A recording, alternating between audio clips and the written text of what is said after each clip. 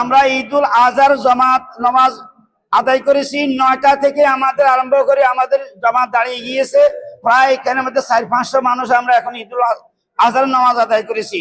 ইনশাআল্লাহ এখন ঈদুল আজহার নামাজ শেষ হয়েছে, আখরি মুনাজাত দিয়েছি। আমরা এখন কোরবানির পশু জবাই করবো আল্লাহর নামে। আমরা আল্লাহর নামে এখন কোরবানির পশু জবাই করবো ইনশাআল্লাহ। আমরা এখানে 6-7 জন মাওলানা সাহেব আছেন, এখানে ভাগ করে দিয়েছি আমি কোন বাড়ি থেকে গরু জবাই করবো। আমরা সেগুলো এখন সম্পৃক্ত রেখে আমরা আল্লাহর নামে কোরবানি দিয়ে দেবো ইনশাআল্লাহ, কোনো সমস্যা নেই আলহামদুলিল্লাহ। আমরা আজকে বহু বছর 200 বছর থেকেই এই ঈদ উদযাপন করে আসতেছি। সবার সাথে আনন্দ উৎসব ভাগাভাগি করেই আমরা করে আসতেছি ইনশাল্লাহ আলহামদুলিল্লাহ। এখানে অনেক লোকে আছেন আজকে 200 বছর থেকে, এটা চলে আসতেছে এবং ভবিষ্যতেও চলবে ইনশাল্লাহ, আমরা আশা রাখি।